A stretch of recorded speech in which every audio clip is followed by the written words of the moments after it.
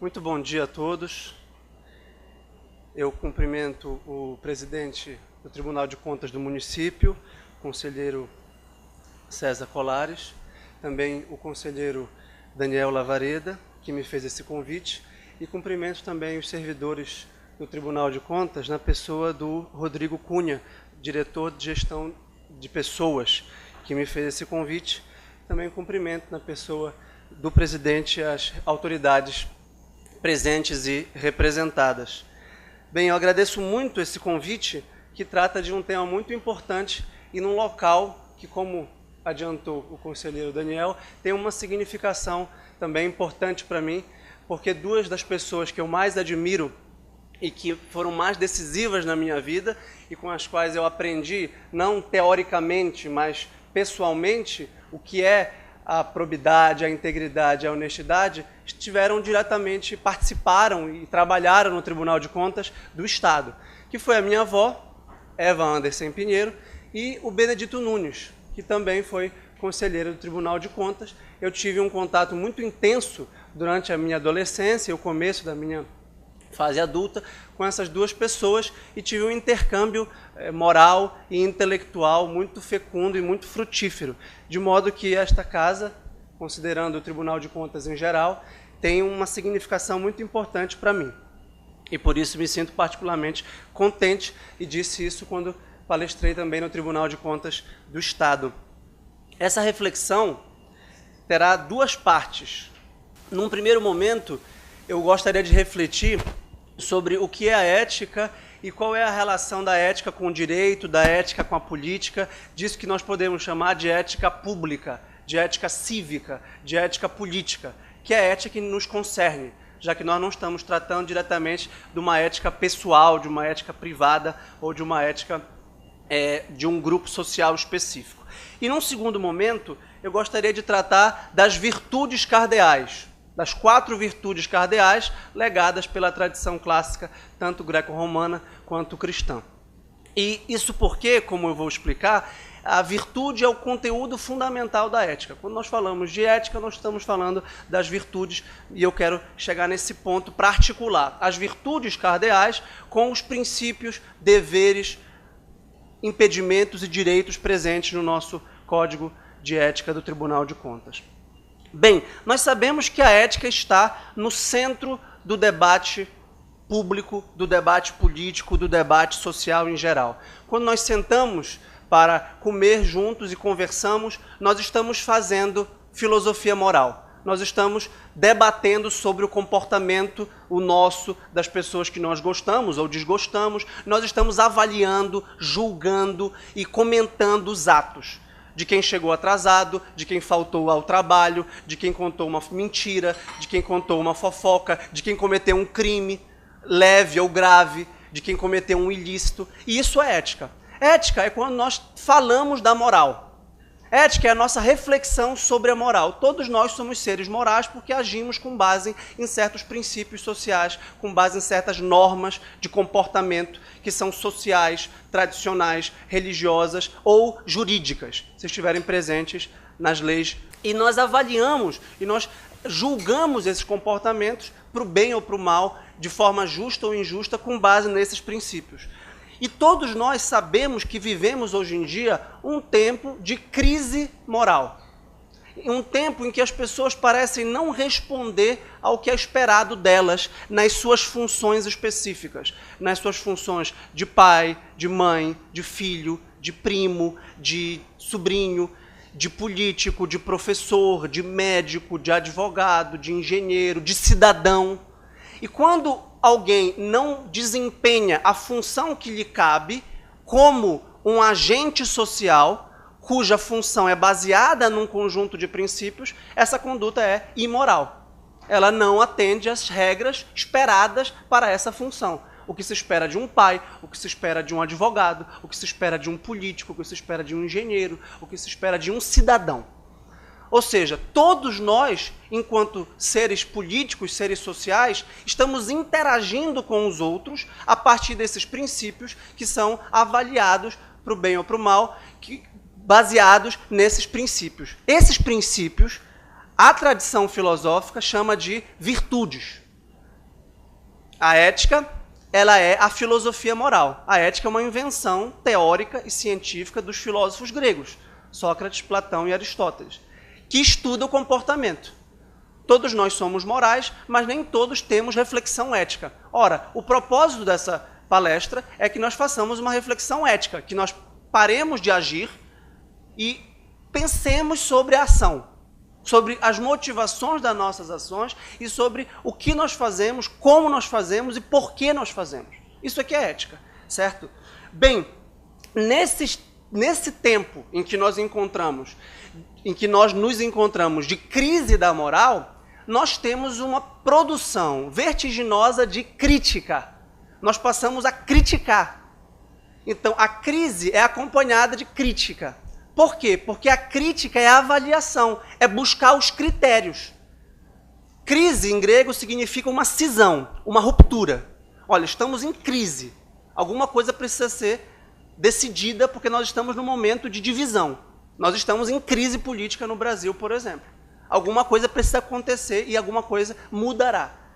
Não é possível continuar como estamos. Quando o nosso organismo está em crise, está doente, eu preciso criticá-lo, eu preciso entender quais são os motivos pelos quais ele está padecendo, porque ele está doente. Ora, a crítica é a busca pelos critérios. E esses critérios são exatamente as virtudes. Quais são as virtudes faltantes? E quando nós tratamos das virtudes, nós automaticamente tratamos dos vícios que as neutralizam. Então é como se nós pudéssemos dizer que para toda ação que nós realizamos, nós podemos ser viciosos, não é viciados, viciosos ou virtuosos. E claro que nós constantemente somos os dois, nós somos viciosos e virtuosos em várias dimensões, em vários aspectos a todo momento. Ninguém é perfeito, é absolutamente virtuoso. E por isso o título fala de aperfeiçoamento, já que a vida ética é uma vida de luta pelas virtudes, por conquistá-las e preservá-las na nossa vida, o que não é fácil diante dos desafios constantes e diários que a nossa vida tem, em todos os aspectos. Esse tempo de crise e de crítica e de busca pelos critérios é um tempo em que nós somos marcados por um clima de indignação, muitas vezes de revolta. E esse clima de indignação e de revolta muitas vezes nos leva a uma atitude farisaica, de dizer, que pena que os políticos são assim, que pena que os professores são assim, que os pais são assim, que as mães são assim, e que nós somos tão perfeitos e tão santos. Ou seja, muitas vezes existe uma atitude hipócrita e farisaica nos debates críticos sobre a ética de culpabilização dos outros. A culpa é do presidente, é do conselheiro, a culpa é do diretor, é do líder. A culpa sempre de outro, né?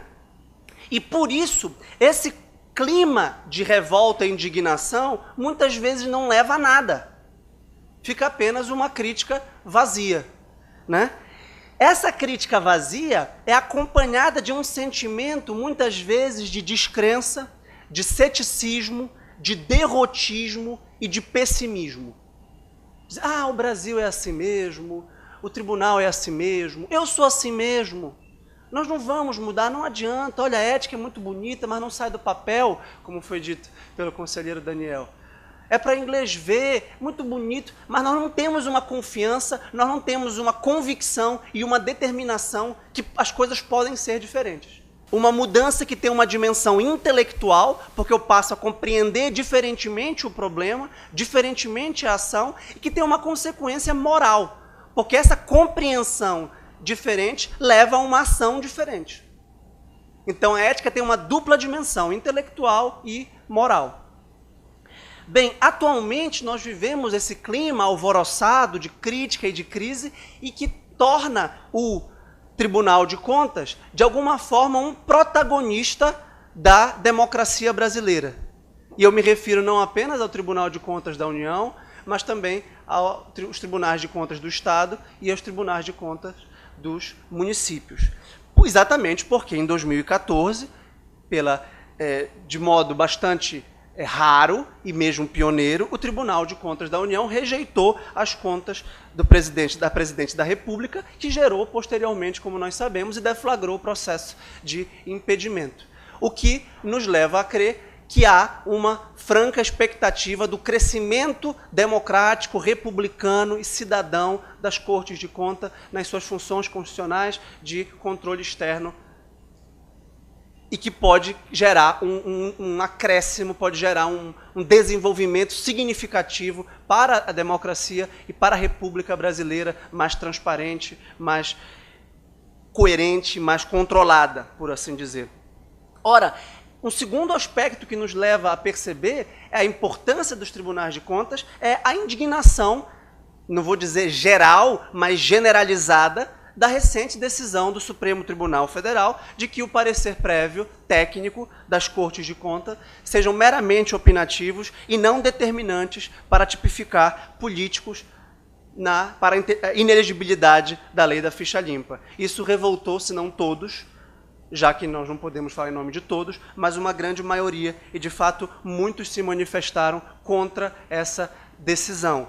Não só a Tricom, mas também o presidente deste Tribunal de Contas, conselheiro César Colares, mas também o presidente Luiz Cunha, conselheiro do Tribunal de Contas do Estado do Pará, para referir apenas a duas autoridades locais, mas que está em consonância com uma indignação que nós podemos considerar de todos ou quase todos os tribunais de contas e da sociedade em geral, diante dessa neutralização do poder de controle externo dos tribunais. Isto porque nos parece que essa frustração, esse derrotismo, esse pessimismo, esse ceticismo em relação às mudanças e às transformações se dá diante de uma cultura da transgressão em que a impunidade parece ser institucionalizada, em que parece haver soluções institucionais para perpetuar a impunidade. É como se sempre houvesse um jeito, no sentido pejorativo, um jeito jurídico para driblar o controle externo, ou o controle interno, ou mesmo a persecução penal, ou mesmo a responsabilização dos gestores em geral. É como se nós tivéssemos o pessimismo de dizer, não, os políticos não serão responsabilizados, no final não haverá responsabilização, eles poderão continuar fazendo e haverá soluções jurídicas para que as instituições não consigam controlar e não consigam efetivamente punir os que praticam ilícitos e crimes. Por isso, há uma grande descrença, não só na ética, mas também no direito, aqui entendido como uma instituição que traz limitações legais para a política. Nós temos uma visão, muitas vezes, maquiavélica da política, uma visão amoral da política, relativista da política, muitas vezes cínica da política, como sendo a afirmação inconteste de um poder além da ética e além do direito, em que o direito e a ética não são capazes de controlar a argúcia, a astúcia e a sabedoria, entre aspas, dos políticos que têm o poder de impor e, no fundo, permanecer como estão. Bem, diante desse quadro, há duas reações possíveis, que não são excludentes, mas, como eu vou defender, complementares.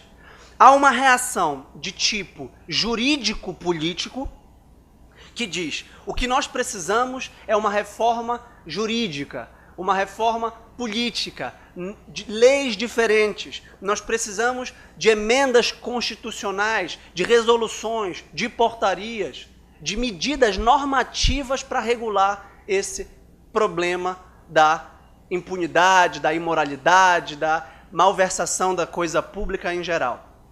Ou seja, nós dizemos, falta justiça porque faltam leis justas. Falta justiça porque as leis não são boas. Essa é a primeira reação possível. E, portanto, nós temos que trabalhar para pensar as leis. Leis boas, leis justas. Primeiro ponto. Ou nós temos uma segunda reação possível, que é a reação que motiva esta reflexão de hoje. Uma reação ética, que apela para a consciência individual, em primeiro lugar, e para a consciência social e pública da sociedade, da cidade. E que diz, o que nós precisamos são homens justos.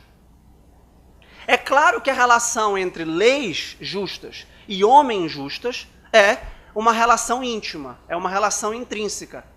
Porque homens justos tendem a viver e criar leis justas. E leis justas promovem, encorajam homens justos. Mas o fato é que há uma tendência de privilegiar a primeira forma de reação. Por quê? Porque, como vocês sabem, nós vivemos numa sociedade liberal, em que a ética foi subjetivada, privatizada e relativizada. Em que ética é considerada assunto subjetivo e depende do meu partido, depende da minha religião, depende da minha ética, depende da minha família. Ética não se discute. E, de fato, essa é uma questão filosófica séria, a questão do relativismo moral, como base das sociedades liberais, pluralistas, que toleram diferentes comportamentos morais. Esse não é o tema da palestra, mas esse aqui é um tema a ser debatido e a ser pensado. Mas eu não estou me referindo à ética privada, à ética pessoal. Eu estou me referindo a um núcleo de virtudes imprescindíveis para a ética pública, que é a ética da qual nós estamos tratando. Uma ética cidadã, uma ética jurídica, uma ética política, diante da qual ninguém pode dizer, não, mas eu não concordo com essa ética. Porque a minha ética privada é contra... Olha, você não pode discordar da Constituição. E a Constituição, com você como cidadão, precisa seguir uma série de preceitos constitucionais que reverberam virtudes individuais, como a não discriminação. Você não pode ser racista. Não, mas é que a minha ética privada ela é racista mesmo. Você não tem esse direito. Bem, a sua consciência é inviolável. Você até pode pensar. Ninguém pode lhe punir por um pensamento. Mas você não vai poder usar a sua liberdade de expressão para publicar uma obra de tipo racista. Mesmo que a sua ética privada seja racista. Bem, esse é um problema que eu fecho parêntese, que isso exigiria uma outra palestra, um outro curso, uma outra reflexão. O que nós estamos tratando aqui é o seguinte, quais são as virtudes e qual é o comportamento ético esperado de servidores e de membros do Tribunal de Contas do município e de todos nós que estamos aqui presentes, também como convidados, refletindo sobre essa questão. Qual é a ética dos gestores públicos? Qual é a ética dos controladores dos gestores públicos?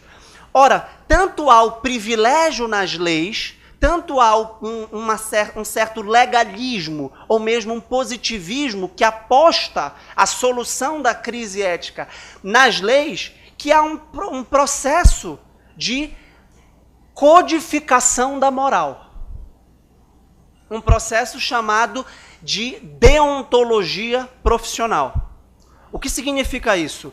Cada profissão, cada ocupação passa a ter um código de ética próprio. Os advogados têm o seu código de ética, os médicos têm o seu código de ética, os engenheiros têm os seus códigos de ética, os pesquisadores universitários, como eu, têm os seus códigos de ética. O Tribunal de Contas do município tem o seu código de ética. Os servidores públicos federais têm o seu código de ética. Então, todo mundo agora vai ter sistemas de ética internos nas suas instituições e nos seus órgãos, quaisquer. Os psicólogos têm o seu código de ética, os antropólogos têm o seu código de ética. Então, todos os profissionais em geral, os arquitetos têm o seu código de ética, vão codificar a moral. Para quê?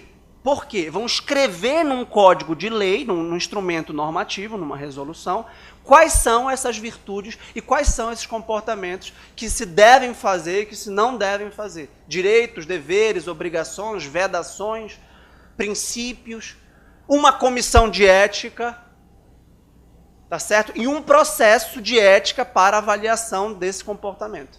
Esse processo é um processo chamado de deontologia profissional. E essa deontologia profissional normalmente tem dois aspectos básicos. Uma previsão geral sobre virtudes humanas fundamentais, Por exemplo, a honestidade, a probidade, a integridade, a justiça. Bem, isso quem quer que você seja e o que quer que você faça está presente na sua ação.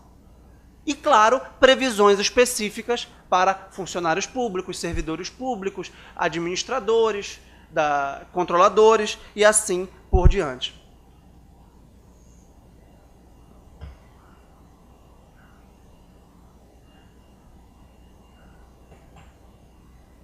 Esse processo de deontologia profissional é um processo para tentar tornar o tema da ética um tema objetivo e uma questão universal. Dentro de uma instituição, todos têm que... Então, você tem um código de ética dos servidores e um código de ética dos membros. Ou seja, todos os membros dos servidores têm que obedecer a esse código de ética. Não se pode dizer... Também aceito mais um café, por favor.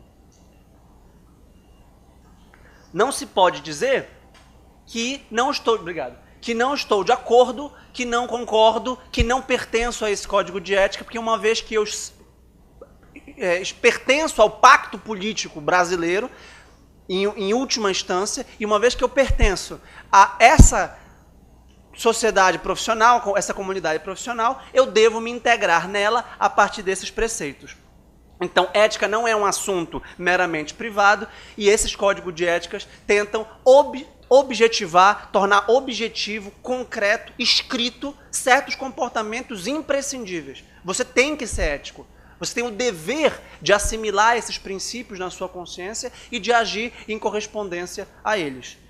Isso é uma tentativa de superar um certo relativismo moral e um individualismo ético.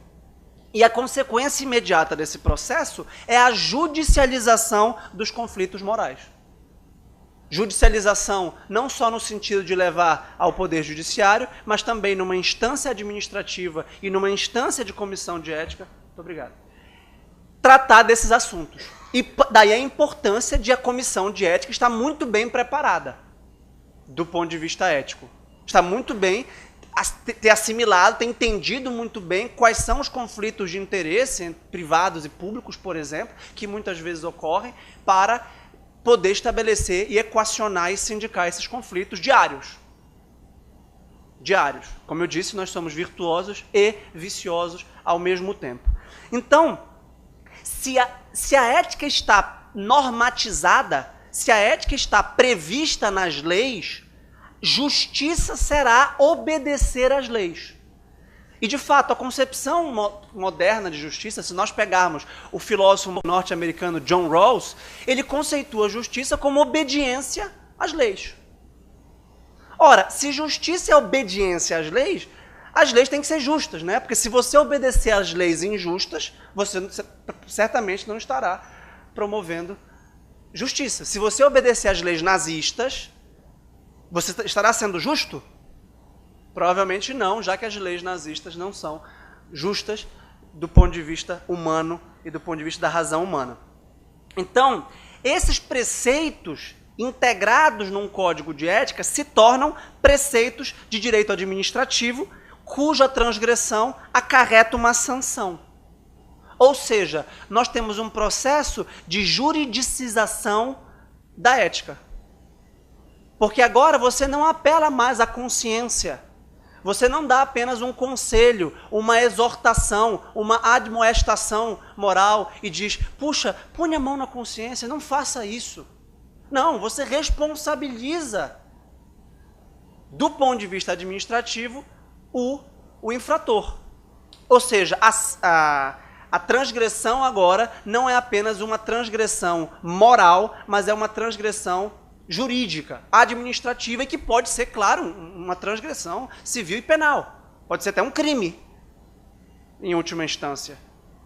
Né? Então você pode ter desde uma sanção ética no Conselho de Ética, até um processo administrativo, até um processo penal, de acordo com a gravidade do delito ou do inciso. Ora, isso normalmente é compreendido pelos analistas, pelos filósofos morais, como um grande esvaziamento moral. Tornar princípios éticos como a urbanidade, como a cordialidade, como a civilidade, normas jurídicas previstas num código, é, no fundo, não confiar que as pessoas sejam urbanas, que as pessoas tenham um mínimo de civismo. Então, nós temos que articular a presença dessas virtudes ou desses comportamentos num código de ética, e a importância de fazer isso no momento de crise, com o preenchimento da consciência moral.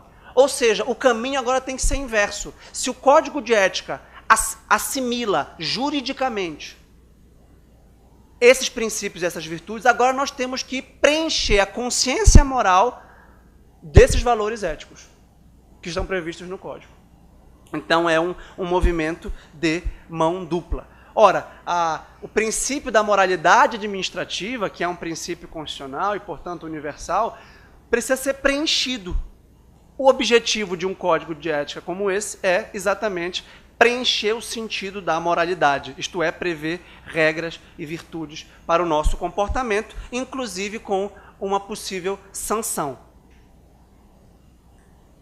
No fundo, são desdobramentos lógicos do princípio da moralidade administrativa, ao lado dos outros princípios constitucionais, como a legalidade, a impessoalidade, a publicidade e a eficiência. Muito bem assimilados esses 5 princípios constitucionais, nós conseguimos entender, ao lado das funções precípuas do Tribunal de Contas, nós conseguimos entender todo o Código de Ética.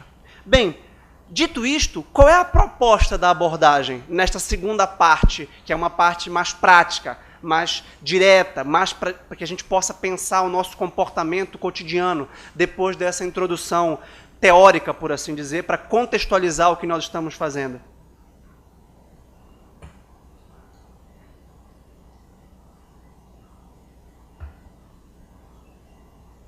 A abordagem é articular a ética das normas com a ética das virtudes.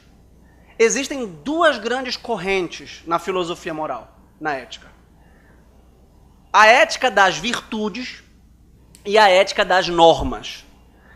Quando você age, você pode perguntar, por que eu agi assim?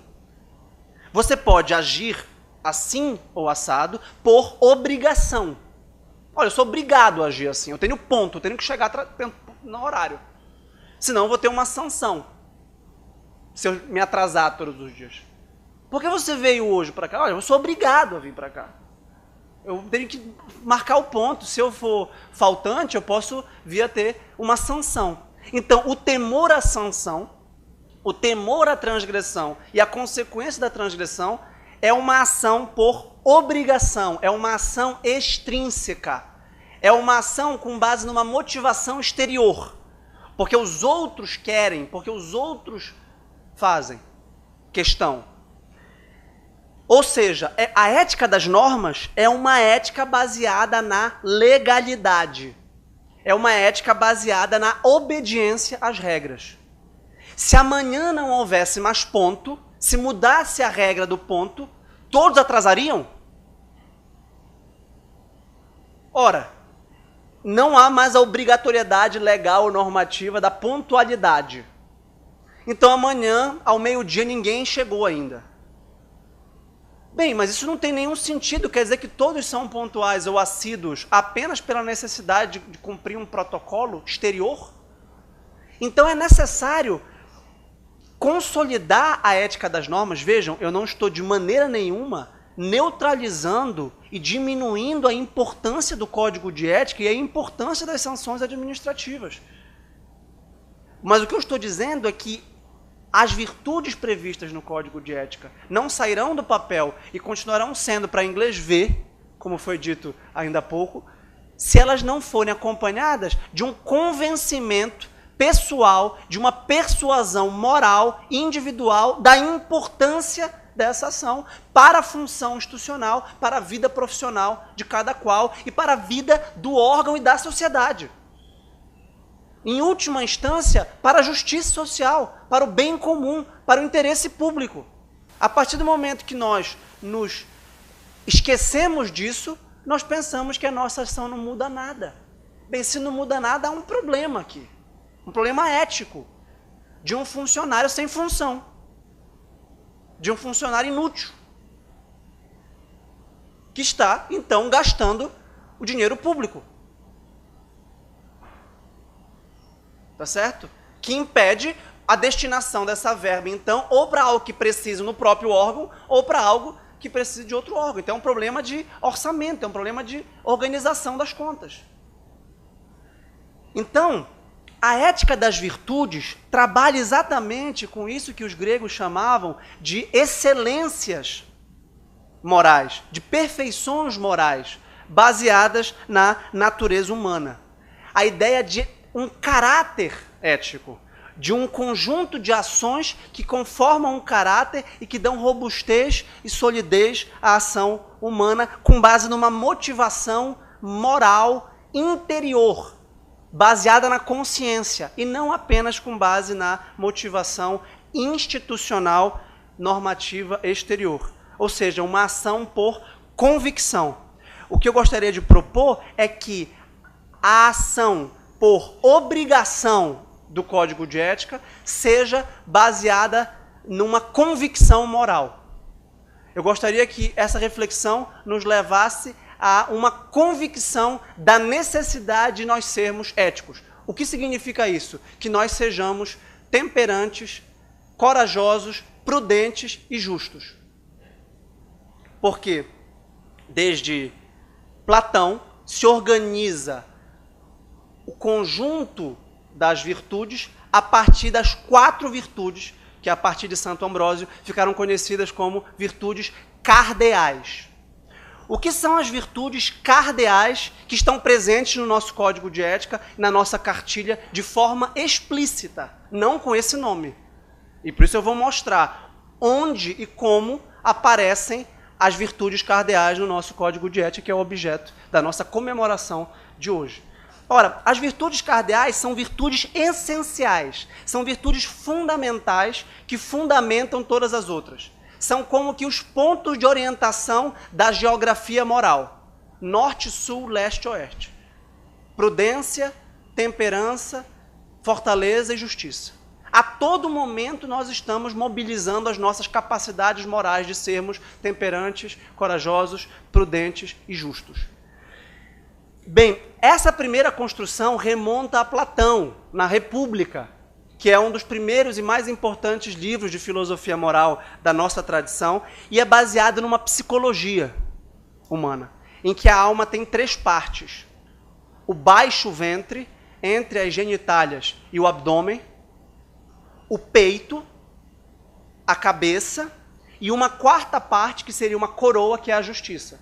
Então, a temperança seria o autocontrole e o autodomínio dos desejos da cama e da mesa.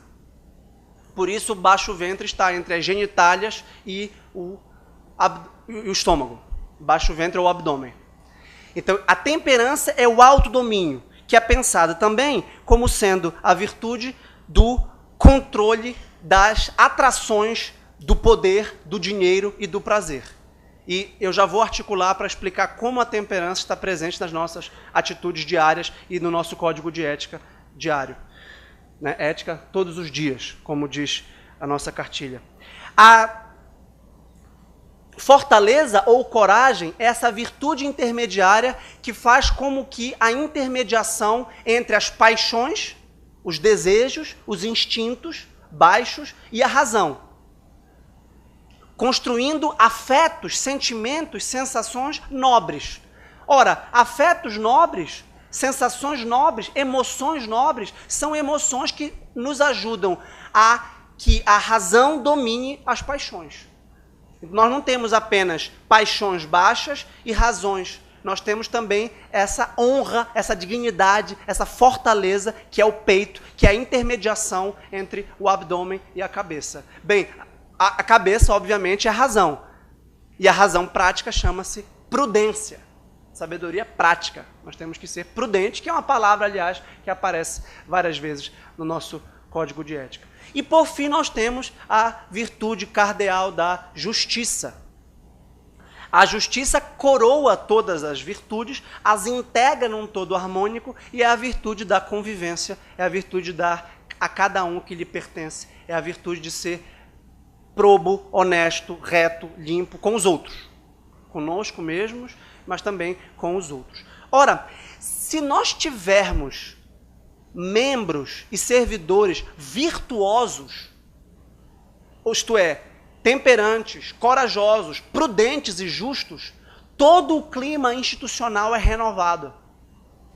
Os filósofos percebem, então, que a virtude, assim como o vício, se propaga de modo epidêmico, se propaga de modo mimético, imitativo. Nós chegamos num órgão, numa instituição, e passamos a agir como os outros agem. Nós passamos a nos adaptar e a assimilar o comportamento dos outros.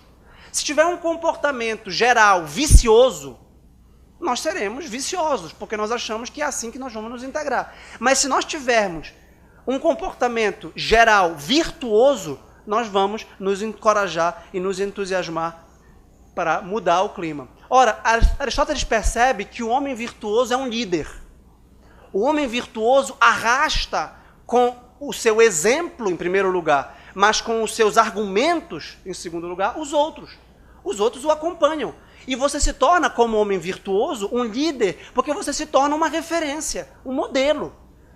Eu comecei falando de duas pessoas que na minha vida tiveram o papel de liderança moral. A minha avó Eva Anderson Pinheiro e o meu mestre filosófico Benedito Nunes. Muito mais do que eles disseram, e eu tive um grande intercâmbio também, nos últimos 5 anos ou 7 anos da vida de cada qual, né, quando eu tomei consciência que eram pessoas sábias e que tinham muito a me ensinar. Inclusive conheço bastante do Tribunal de Contas por essa amizade estreita com a minha avó e com o Benedito Nunes, que me contavam bastante do seu cotidiano. Eu tenho uma certa noção também por isso, de como funciona. Que são líderes, e que eram líderes na universidade, onde o Benedito Nunes também trabalhava, no Tribunal de Contas, onde ela trabalhava. Então, líderes de várias dimensões. Claro, alguns líderes são líderes gerais, são líderes sociais, outros são líderes na família. Mas o fato é que Aristóteles percebe que os homens virtuosos são modelos. E quando nós pensamos em impasses, em dilemas morais, nós pensamos como os homens virtuosos reagiriam a essa questão. Como decidiria aquele homem que é sábio e cuja sabedoria eu reconheço. Isto porque nós temos sempre um trabalho em equipe. Por isso, a nossa virtude particular repercute em todo o órgão. Nós não podemos dizer, olha, é o seguinte, eu não estou nem um pouco preocupado com ética, eu não estou nem um pouco preocupado com a virtude, eu vou aqui só fazer meu trabalho. Olha, isso não é possível, a não ser que seu trabalho seja só para você. Isso não é possível numa dimensão de um trabalho público. Num trabalho que, em última instância, tem o cidadão como seu destinatário.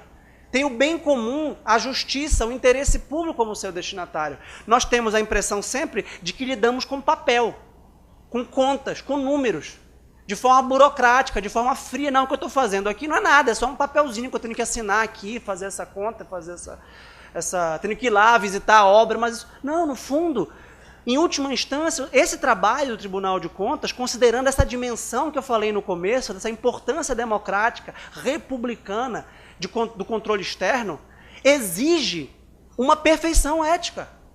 Ora, a perfeição ética não é a perfeição matemática, porque nós somos imperfeitos. Todos nós somos imperfeitos. Mas é a vontade deliberada e mesmo obstinada de aperfeiçoar. Por isso eu intitulei essa palestra Ética para o Aperfeiçoamento. Ética não é utopia, ética não é um ideal inalcançável, mas é algo baseado em ações concretas. E aqui eu entro na segunda parte da palestra para tratar dessas ações concretas, práticas, cotidianas, que nós enfrentamos diariamente no nosso ambiente de trabalho, na nossa ocupação profissional.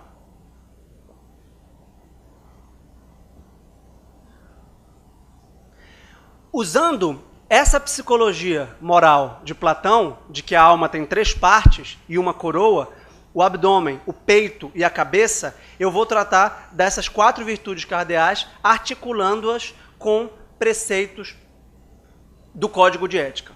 A primeira virtude cardeal é a primeira virtude que a criança aprende quando começa a entender um pouquinho as coisas. A criança pode não ter fortaleza, pode não ter prudência e muito menos justiça. Mas a criança começa a ter temperança. O que é temperança? É submeter as paixões à razão para realizar uma missão qualquer. Nós temos apetites, nós temos desejos, nós temos instintos, que Platão considerava baixos, porque os animais também têm esses instintos de permanecer vivos, portanto nós temos o desejo de comer, nós temos fome, e de perpetuar a espécie, e por isso nós temos o desejo erótico de reprodução, que Platão chamava, e esses desejos são acompanhados de prazer. Por isso Platão falava dos prazeres da mesa e da cama.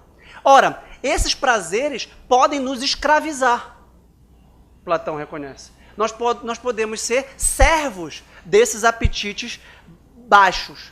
E isso pode desorganizar por completo a nossa psicologia moral. Nós podemos nos tornar, ao invés de sermos senhores, donos da nossa vontade e da nossa atitude, escravos desses prazeres e não conseguimos dominar esses prazeres.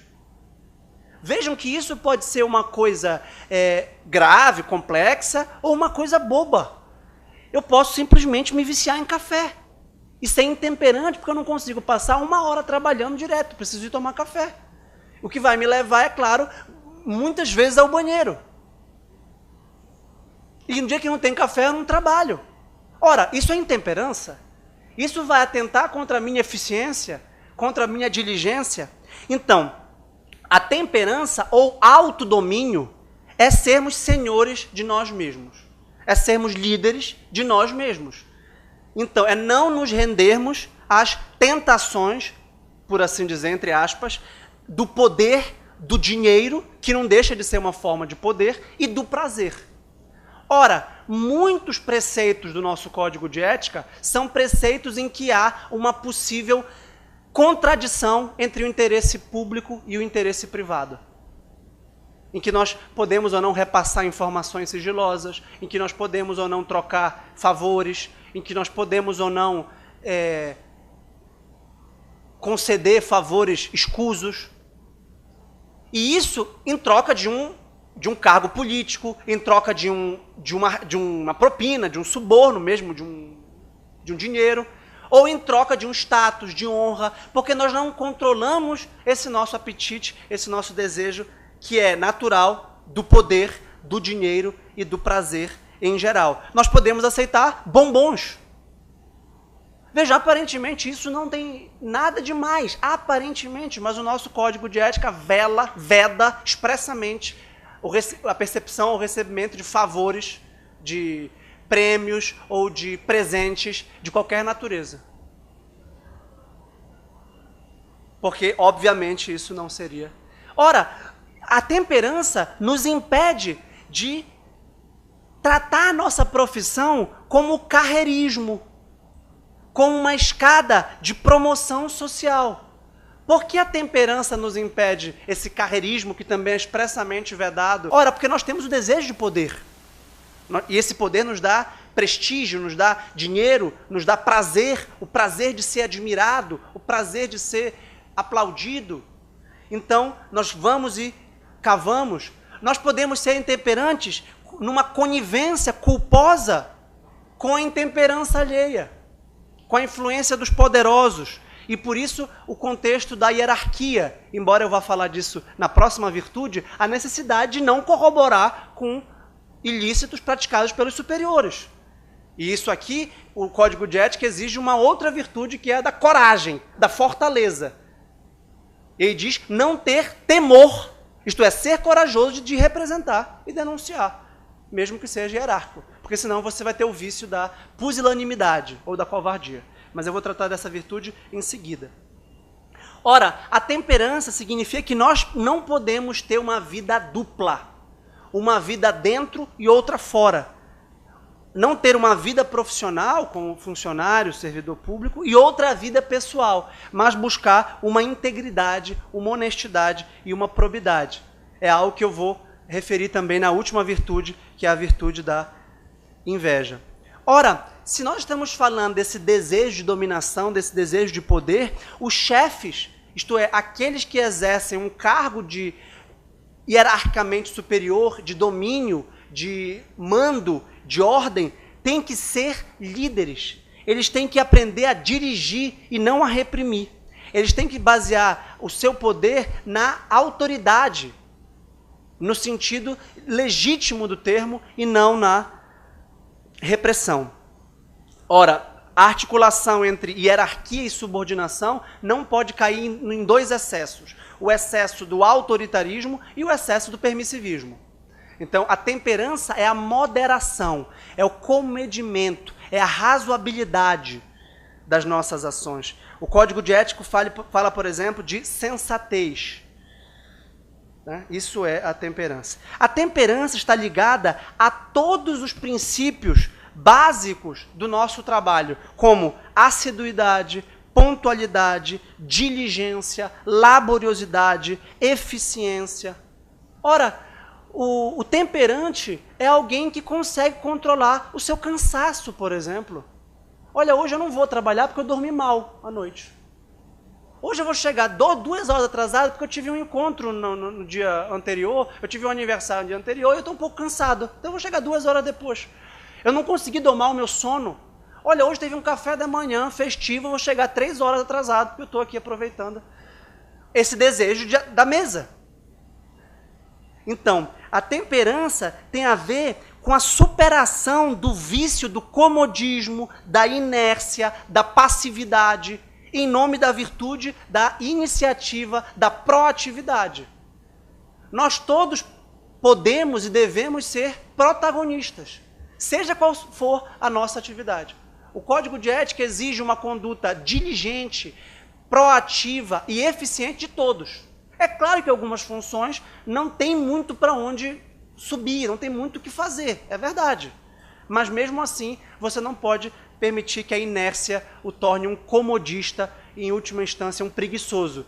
A palavra aqui empregada no sentido técnico da ética. Quando nós tratamos de virtudes, nós temos que tratar também dos vícios. Ora, se você não tem a virtude da laboriosidade, você tem o vício da preguiça, da inércia, da passividade, do comodismo, da resignação, da poltronaria. O vício da poltronaria é se reclinar confortavelmente na cadeira e descansar para evitar a fadiga. Olha, isso é um vício. Olha, eu vou torcer para que não chegue nada hoje, para que eu possa aqui comodamente, simplesmente permitir o transcurso do tempo do meu trabalho e voltar. Isso é claramente um vício. Todas as virtudes relativas à ordem e à disciplina no ambiente de trabalho estão ligadas à temperança. Né? A organização material da mesa, dos papéis, a eficiência na comunicação, isso está ligado também à temperança.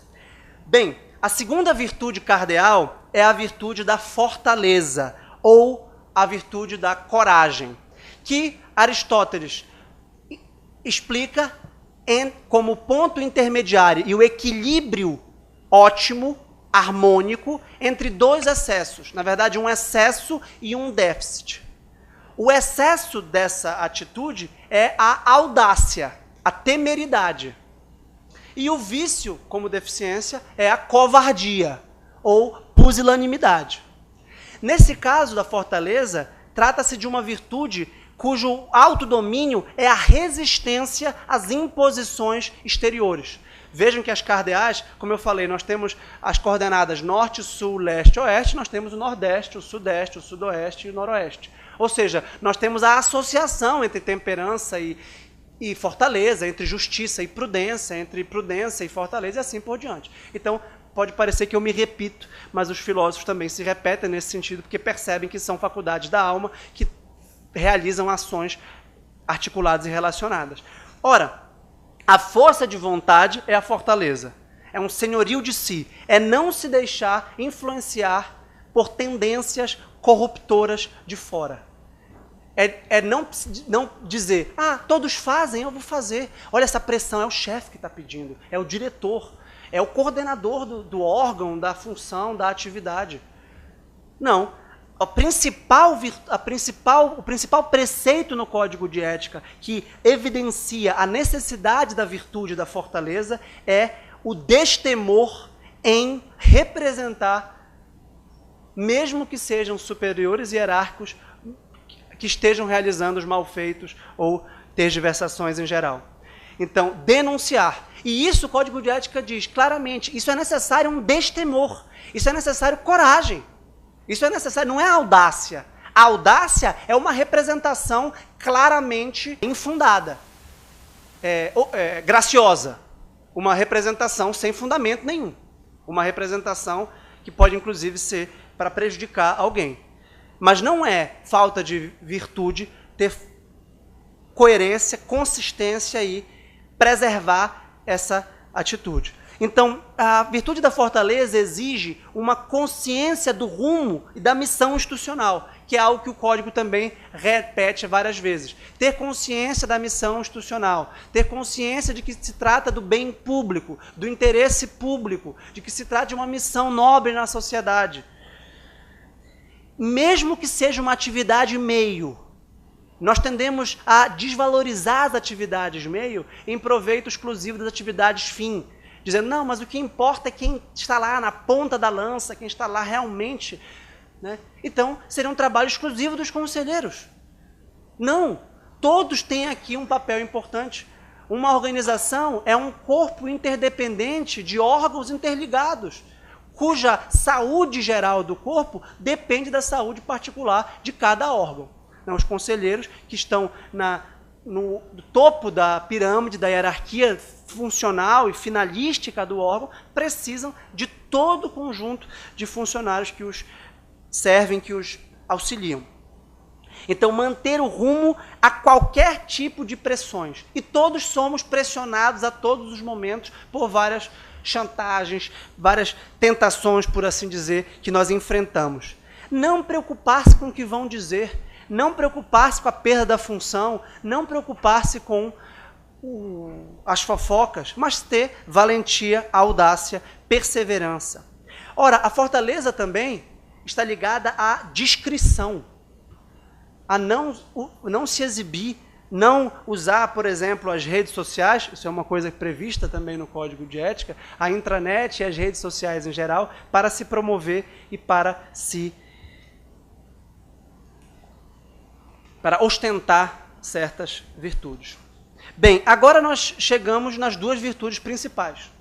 Se as duas primeiras virtudes, a da temperança, que modera o nosso baixo ventre, que modera o nosso abdômen, e a fortaleza, que fortifica o nosso peito, a nossa coragem, parecem não tão importantes ou não tão presentes, certamente as virtudes da prudência e da justiça são virtudes com as quais nós estamos lidando diariamente. E todos, sem nenhuma exceção, todos os dispositivos do nosso Código de Ética prevêem mandamentos de justiça e de prudência. Comecemos pela prudência. O que é a prudência?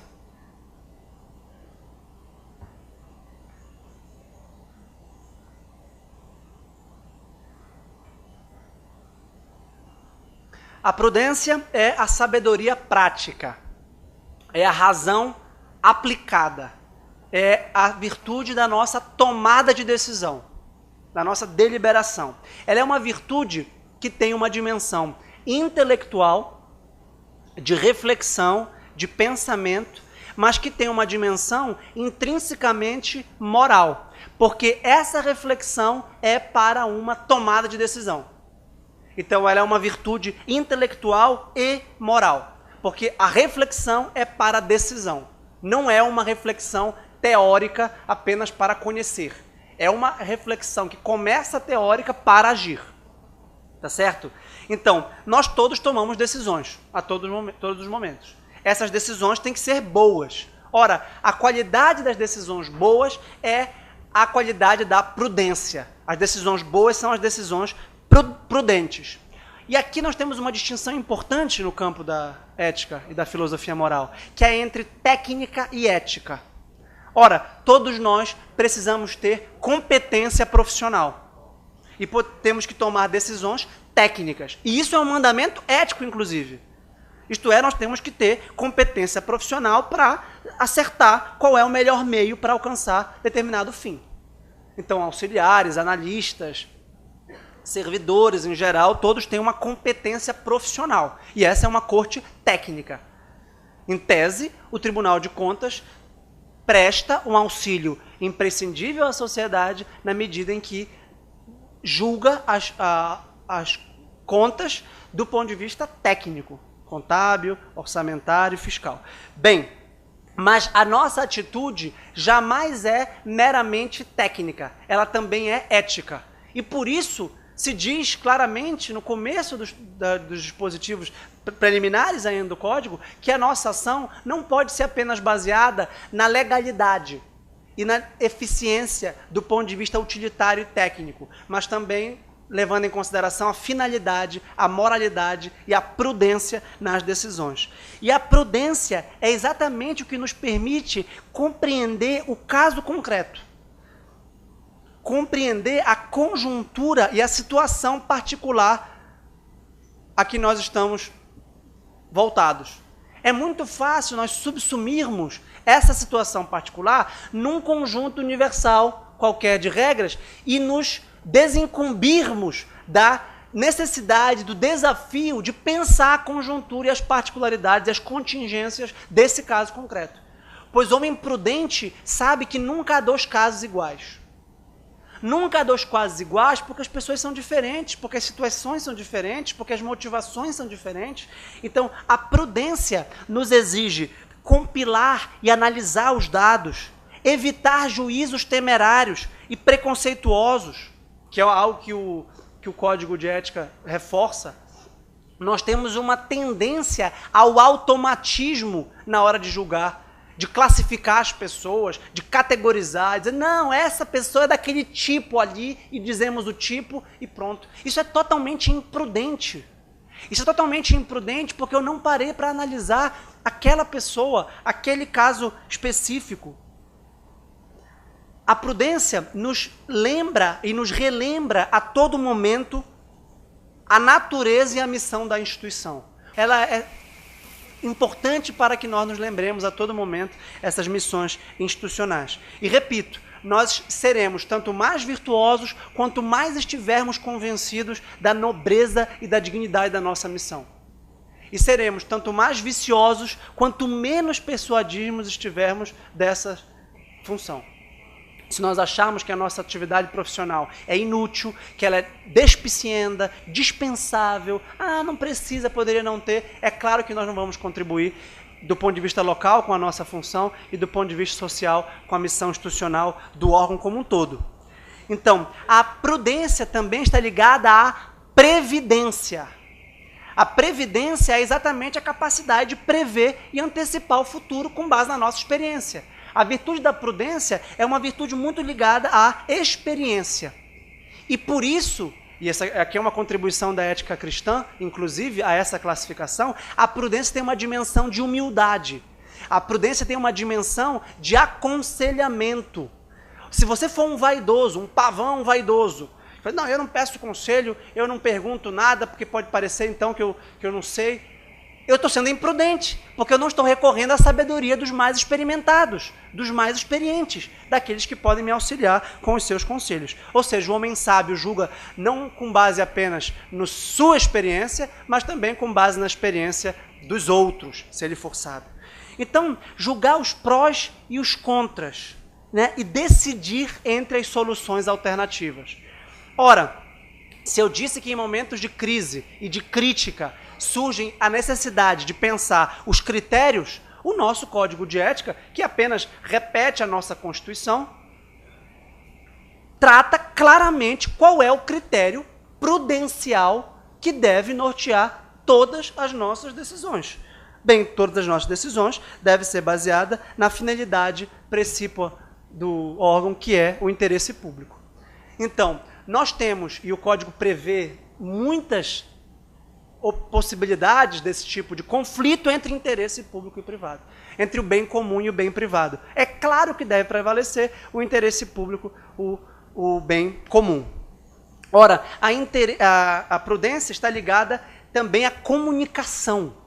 Isto é muito importante, porque isto é um dos temas centrais da atual teoria da administração pública, a noção de accountability, de transparência, de publicidade e de comunicação, que significa não apenas publicar tudo, mas traduzir os dados, muitas vezes técnicos e herméticos, das contas públicas, do orçamento fiscal em geral, para a população, para a sociedade. E por isso o Código de Ética fala muitas vezes da necessidade de encontrar um ponto de interseção e de comunicação com o jurisdicionado, com as entidades controladas e investigadas, nas auditorias, com os órgãos com os quais o tribunal se relaciona, e comunicação interna com os colegas, com os superiores, com os inferiores hierárquicos, para que haja esse intercâmbio de experiências. A prudência também, como virtude intelectual, trata de reconhecer esses grandes princípios morais que podem parecer um pouco abstratos, mas que figuram no nosso código como honestidade, integridade, como probidade, retidão, etc.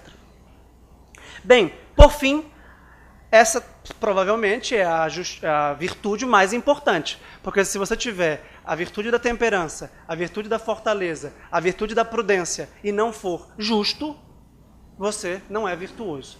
Porque a justiça é dar a cada um o que é seu, dar a cada um o que lhe é de direito.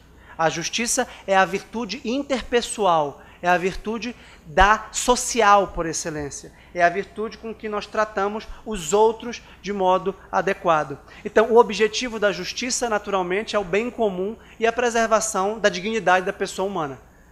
Então, nós temos que considerar a dignidade da pessoa humana em todos os nossos atos. Por isso é vedado a servidores e membros do Tribunal de Contas pertencer a uma instituição que não promova a dignidade da pessoa humana.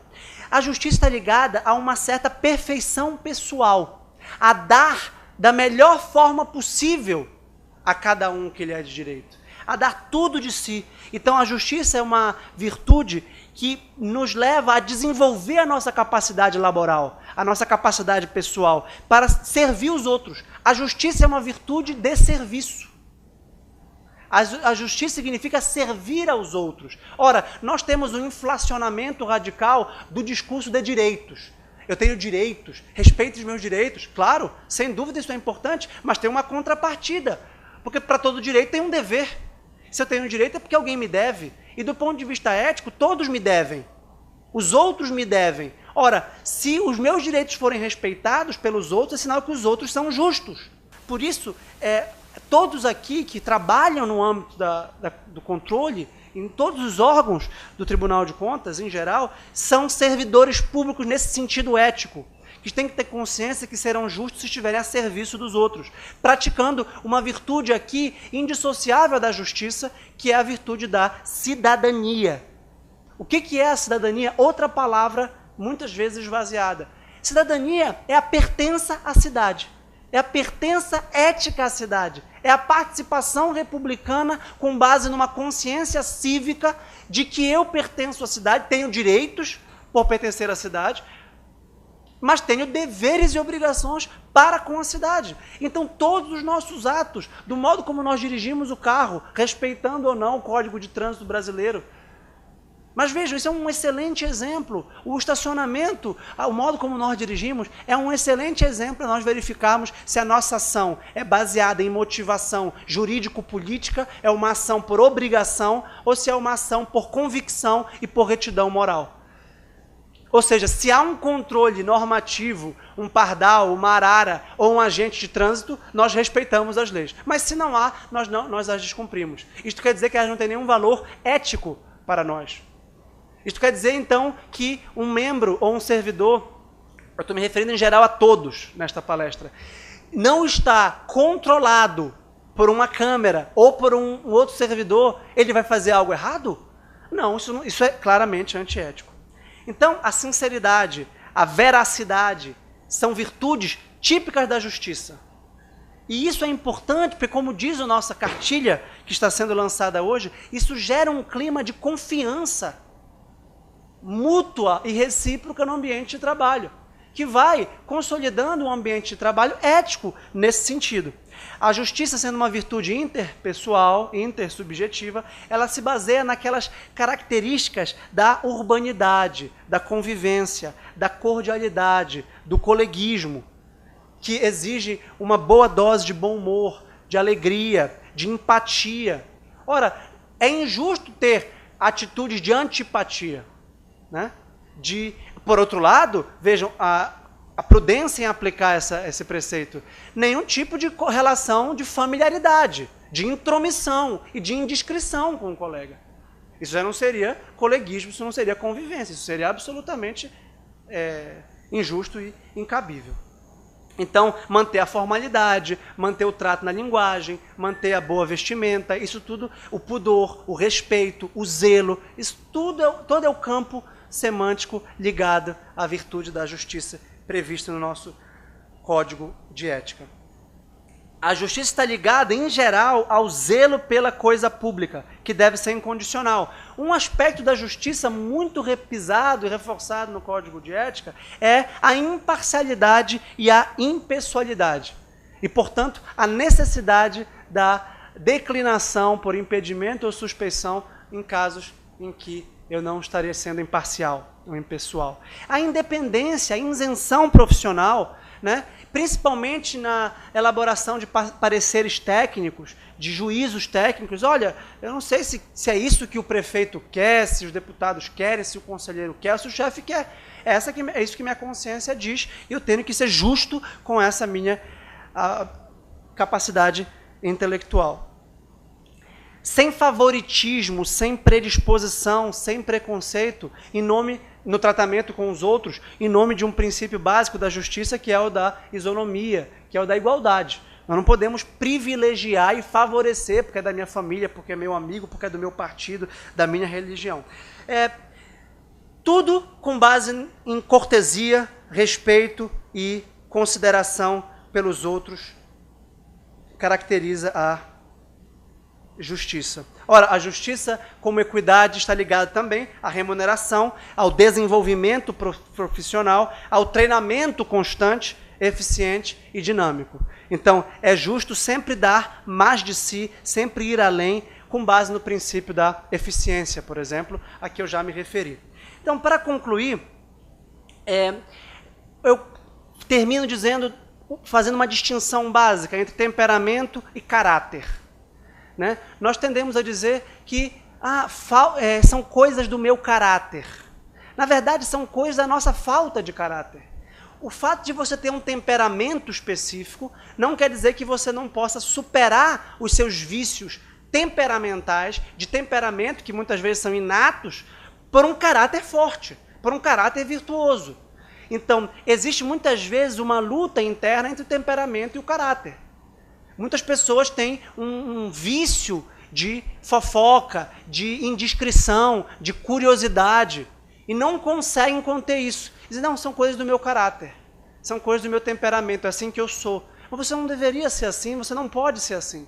Então, a ética é uma tentativa de domar, podar e controlar o temperamento na formação de um caráter sólido. E por isso, a ética ela é um processo de aperfeiçoamento. O título da palestra, Ética para o Aperfeiçoamento do Controle Externo, pressupõe que o controle externo, o aperfeiçoamento institucional, depende do aperfeiçoamento moral individual de cada membro ou servidor que pertence a esse processo. E isso é uma luta constante, isso depende de uma motivação pessoal. Nós não podemos considerar isso como um ideal utópico, inatingível. Nós temos que, ao invés de culpar os outros, procurar a trave no nosso olho. Nós temos que assumir as nossas responsabilidades e expandir a nossa capacidade, tanto técnica, isto é, a nossa capacidade profissional, com diligência, com laboriosidade, mas também a nossa capacidade ética, de ter cada vez mais virtudes, mais competência moral nesse sentido. Por fim, eu concluo com um aspecto sobressalente em todo o Código de Ética e toda a cartilha de boas maneiras proposta hoje pela Corregedoria a vocês, que é a unidade profissional e pessoal. As virtudes a que se refere o Código de Ética, por exemplo, da integridade, dignidade, respeito, decoro. A gente lê isso, isso não diz nada, são palavras vazias, abstratas, sei lá o que é dignidade, integridade, decoro. E a gente nem para refletir. Bem, os filósofos morais refletem sobre essas coisas. Esse é o nosso trabalho, digamos assim. E isso tem um significado objetivo. Isso não é relativo. A unidade de vida profissional e pessoal é exatamente a harmonização das práticas pessoais com os valores institucionais, sabendo que eu sempre represento a instituição. Ora, eu como professor universitário, de algum modo, transmito uma imagem da Universidade Federal do Pará, que é a instituição a que eu pertenço. Eu sou servidor público federal. Eu não posso ter uma atitude aqui absolutamente incondizente com um professor e um pesquisador acadêmico. Eu preciso ter consciência que mesmo, e eu não estou aqui pela universidade, diretamente, digamos assim, não estou dando uma aula da universidade ou na universidade, então, mas mesmo assim, nessa atividade profissional pessoal, por assim dizer, eu continuo tendo que preservar uma conduta ilibada. E o Código de Ética diz mais, uma conduta ilibada na vida social. Vejam que isso é exatamente para não romper. Tudo isso que eu disse vale para a nossa vida pessoal. E aí a gente pode pensar, isso é moralismo, isso é catequese, isso é sermão, a vida pessoal sou eu que decido, sou eu que escolho. É verdade, você tem total liberdade na sua vida pessoal, mas como membro ou servidor desta corte, você precisa ter consciência que a sua dignidade está ligada à dignidade da corte. Muito obrigado.